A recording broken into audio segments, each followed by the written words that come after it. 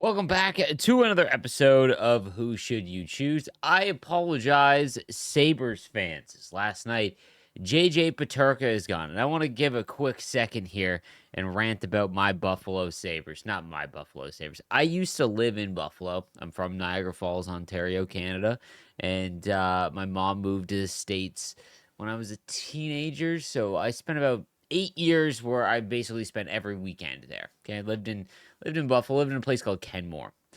And we had seasons to the Sabres in after the first like the big lockout of 2004, so 05, 06, I guess. The year that they were actually very good. Briere, Drury, all of that, and we had it in the next season as well. Dude, there are a lot of fan bases that need a winning team.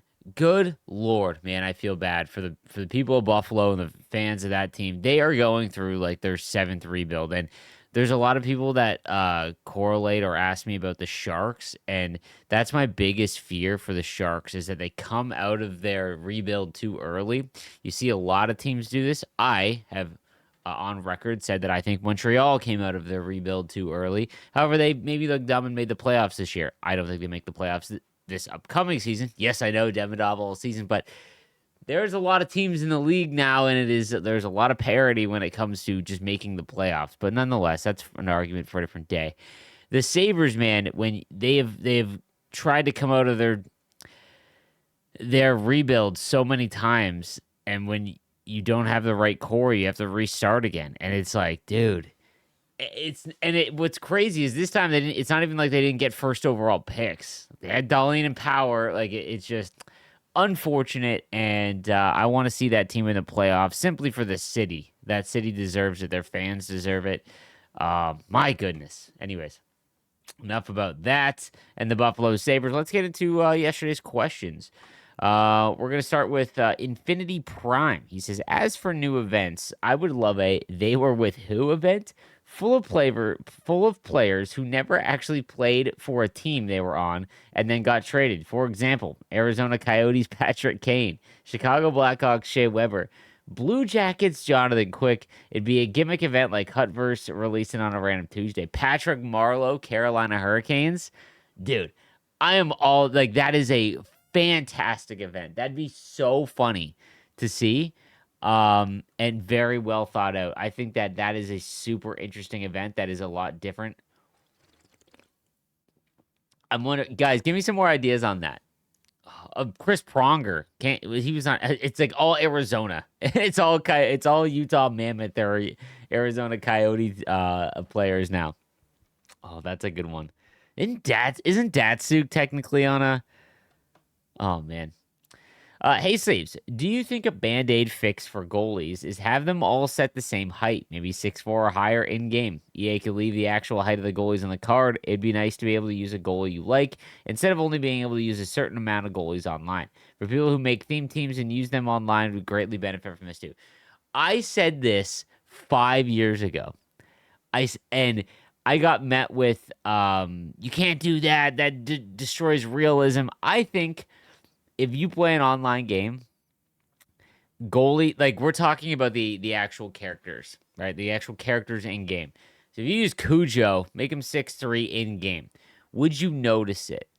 The one issue is I don't know if EA could do it and get signed off by the NHLPA. It sounds dumb, but I have a feeling that the NHL would push back on that. Nonetheless, I've said this for years, man. This is an easy fix until they can come up with a way to make smaller goaltenders more useful. But man, I think that it would be a really good idea, at least for a little while, man. I think that's the play. If you just make them 6'4", that way you can use Chris Osgood or you can use Grant Fuhr. Like we should be able to. The problem is that like if you play online, you simply cannot use a goaltender under 6'2" even. And for anyone that disagrees with me, your goaltender does not matter. I've said this a number of times. It doesn't matter until it does. So what I mean by that is it's more about your confidence in how you play in front of the goaltender card that you have. So the way that you play offense and defense is going to determine how good your goaltender performs for the most part. right? Your goalie is not going to be able to move you up a division. It won't, no matter what you have. And the real issue is finding a goaltender that doesn't make you nervous every time you get a shot on net. That's when I change my goaltender. Like when when a goaltender can't make a save that I expect him to make, that's when I'm like, okay, I have to move on because you're not even giving me confidence that you can stop the nonsense, right? And I think this would address that for sure, for sure. One thing I did want to mention, if you watch Who Should You Choose earlier in the season, I tested that Nabokov card, favorite goaltender of all time, and I played about 50 games because I saw some people actually using him. 6 foot in game, right? And he had a 79% save percentage over like 50 games. I used an 89 Markstrom, same 50 game span, had like an 83% save percentage. And 4% does not sound like a lot. In 50 games, that's like, I don't know, 10 goals. And it's not like they're all coming in one game. 10 goals could be like 4 wins. So, again, just something to keep in mind. If you don't believe me, play with a smaller goaltender online, and even in squad battles. If you play squad battles, and you're having a back and forth game, it's not like you can dominate them no matter what. Like if you can dominate superstar, that's not what I mean. If you struggle on that, right? Test it out. Play 20 games and see. I promise you, you will have a better time with a bigger goaltender, even if they're far lower rated. So, uh, if you pay as much for NHL as for EAFC, I expect them to make the game as good as the other. 100%, I'm in agreement there. I said this on my last episode, just kind of talking about the dev team and the issues that FIFA brings in like 80% of EA Sports revenue, and that's why a lot of their resources doesn't go to NHL because again, if you ran a business, you wouldn't. But as a consumer, we're paying the same price, and I'm with you on that. I like we expect the same level of innovation and whatnot. And obviously, you're not going to get that, which is frustrating.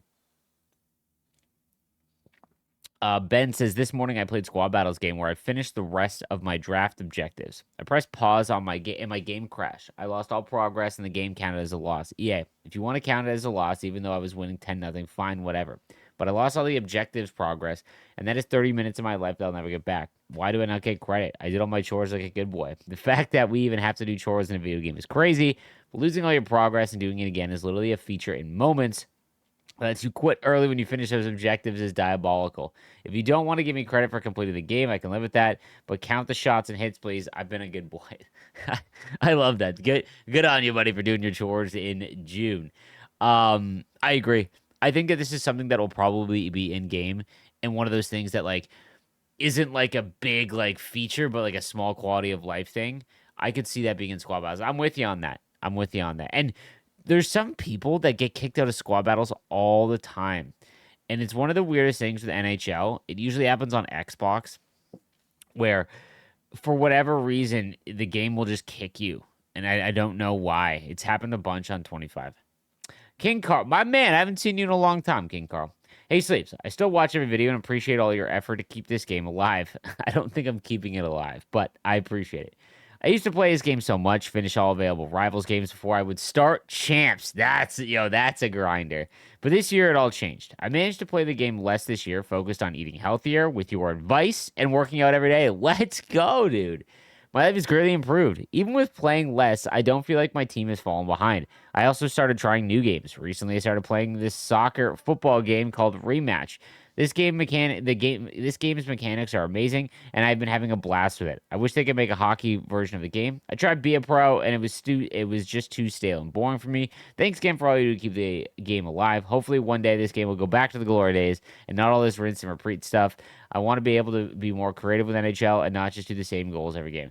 Oh, bro, I first of all appreciate it, and I agree, man. We need a good shakeup. We need a change in philosophy. I think that would go a long way. Hey, bro, I'm loving loving these chill vibe videos. I never got to play hockey either growing up, and not just we couldn't afford it, there was no local teams. I wasn't even a sports fan until I'm sitting in front of the TV waiting for my Saturday morning cartoons to start, and on my second bowl of Cocoa Puffs when the local news started showing a highlight of the Iserman goal. Hooked ever since. I love skating. This is like the biggest problem, or little rant here, and tell me if I'm way off base. The NHL video game suffers from a lack of ingenuity to get new players into the game, especially younger players. The player base skews far older than it ever has because kids don't want to play Ultimate Team because they don't have time. When you're in high school, you don't have money and you don't really have time. It sounds crazy. You don't get time until college, which sounds even dumber. But it is what it like. As someone who went to college and just graduated high school and graduated college, like I don't unless you're going for your doctorate or a master's, things like that. You have far more time in college than you do in high school. And that being said, when it comes to huts, they struggle so hard, and even just any other game mode from getting younger players in now, because they'd rather just play free games like Fortnite, things like that, free, fun, flashy, all that stuff. Right? Their friends all like it. The real issue with hockey and the video game specifically as well, it's not so much an EA problem. It is, but it's more of a sport problem. In North America, hockey still costs thousands of dollars. There's a reason why soccer is the most popular sport in the world, because in third world countries, all you need is your feet and a ball, right? That is legitimately it. Your barrier for entry is so much lower in all of the sports that are more popular than hockey, right? Again, I mentioned that my family didn't really have any money until I was about 10 years old. And by that point, if you live in Southern Ontario and you're not already an unbelievable skater, your hockey career is probably already stopped. It's not that drastic, but that's what it felt like. And that's the big issue, is that the game when I was a kid was a way to play hockey because it is such an insanely fun sport, and I wasn't able to play it when I was a kid because of financial reasons, right? Until they address the ability to play hockey, which is not really possible. Think of how they play it, right? Like you need an arena, you need a facility, like all of that, right? So it really, I don't know if they'll ever fix that and make it cheaper and the barrier of entry easier. But that is one thing, that the reason that I got into hockey, and I think that's a big thing, is that it used to be an extension of people that couldn't play the sport. And that was how you got new players in. And it's just not that anymore. It's just not that anymore. Team of the season cards not being upgraded is annoying. I agree. I think this is a standard set because over the last 7 years, this is how team of the season cards worked. And I mentioned this last year. You can go back and fact check me in my videos at the near the going on the end of the year that, team of the season, team of the year cards, man, like we cannot expect upgrades. And they went even further this year. I don't want to say they intentionally ignored them. I don't think that's the case. What I think is they don't care that they have a card. And again, there's another comment here I actually want to get to real quick. Hang on, because it piggybacks off of that. Kenny, okay, he said intentionally nerfing icons was definitely, goes in line, okay? Intentionally nerfing icons was definitely not fine. They charged a bunch for they charged a ton for them and gave them animated card art, making them look like premier cards when in fact they were trash. It was intentionally deceptive, and that is definitely not fine. So yesterday I said, if you want to change the icons and X factors to make them different and all of that, that's fine. And but what you can't do is change how the player base interacts with content that we've had for years and not explain that this is our outlook for them, right? They come out and say, hey, don't expect the cards to always be the highest overall. They say that we don't fully invest in those cards, more than likely. Or you can go in knowing that, okay, I'm only making this hologram. Guys, I have the 95 overall hologram Aginla. He's never making my team. Is one of my favorite players of all time. I made him because that's one of my favorite players. That's how holograms should be treated.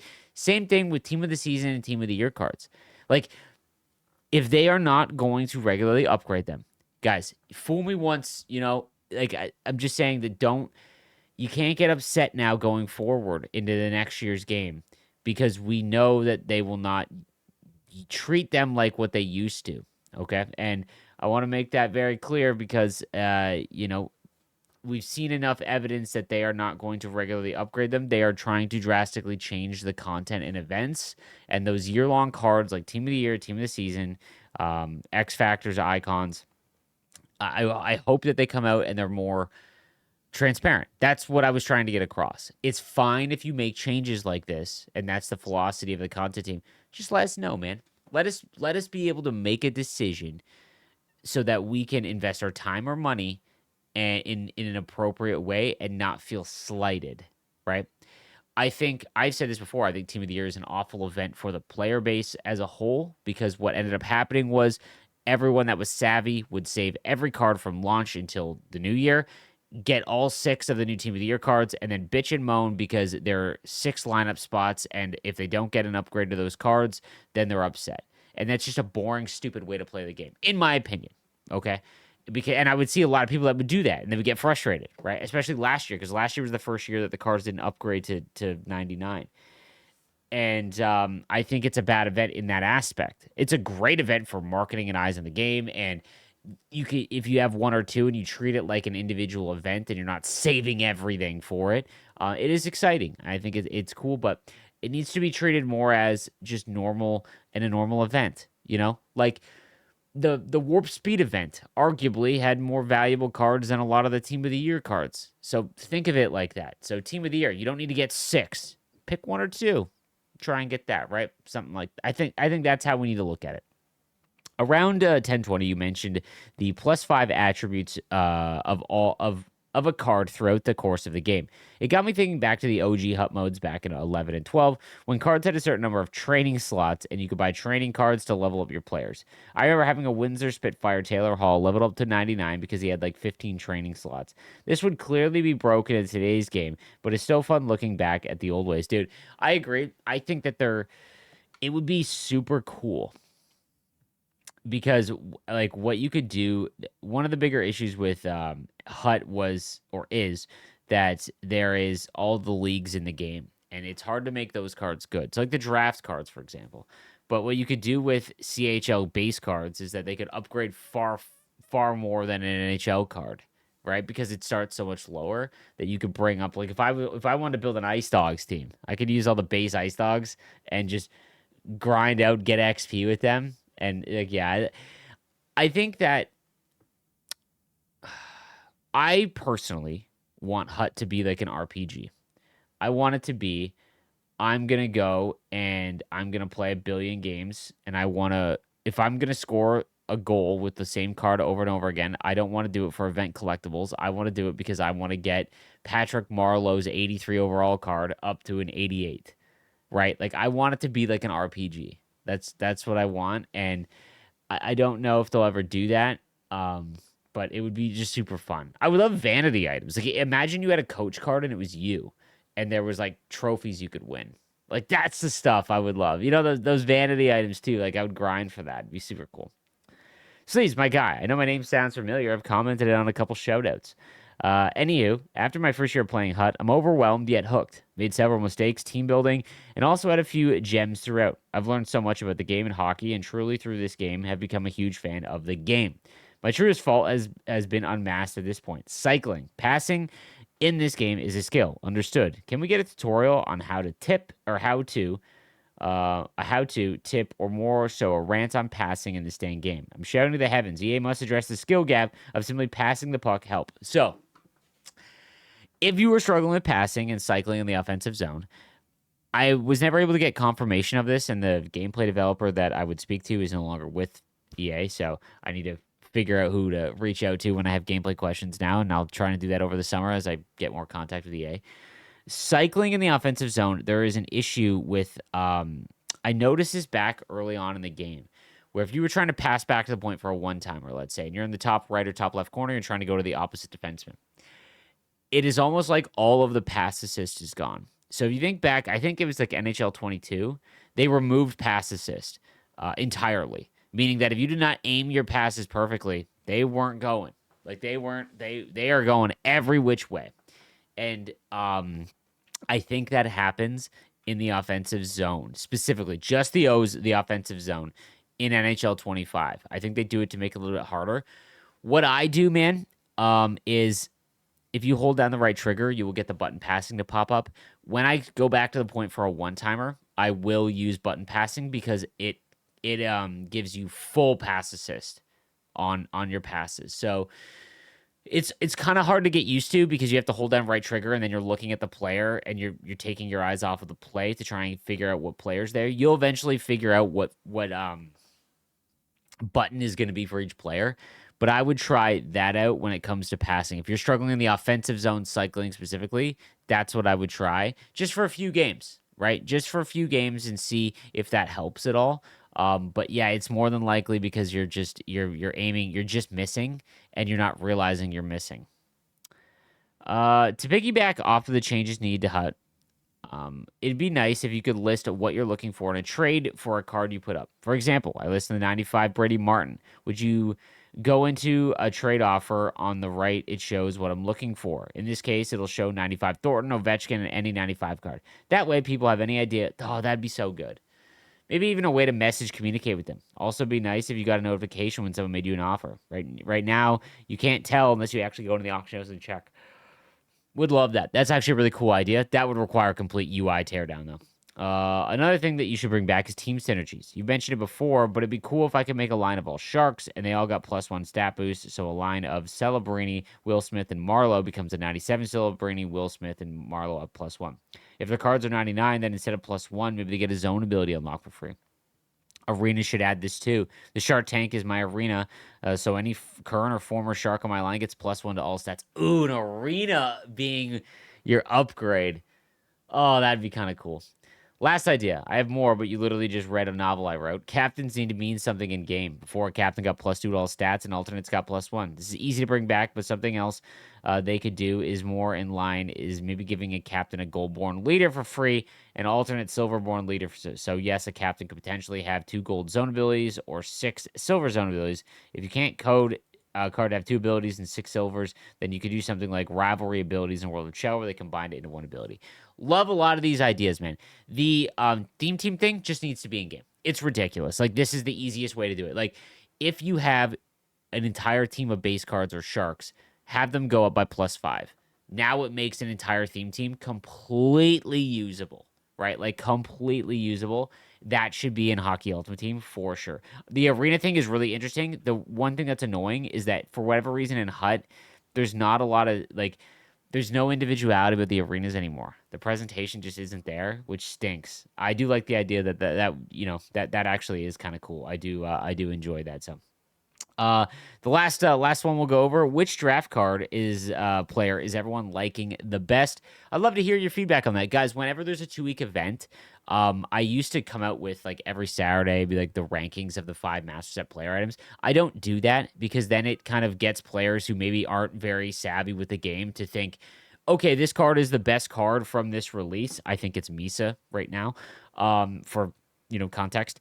And then they go out and make that card when I want players to wait 2 weeks. I want you to wait. I want you to get in the habit of waiting until the next Friday, especially if you're a newer player, because you get to see all the cards and you don't want to burn through all of your collection and then regret it when a newer, better card comes out. Like, I have some hope. My favorite player to watch while covering the Ice Dogs this year is part of their media team. I was at every home game, watched every road game.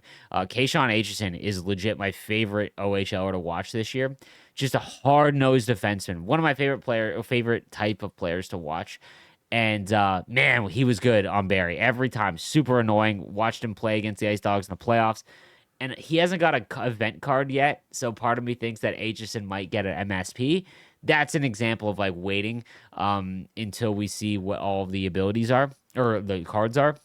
That's why I don't really talk about, hey, Misa's the best one, go get Misa, because I want everyone to wait. I think that's just best practice, especially for players that aren't super knowledgeable about the game.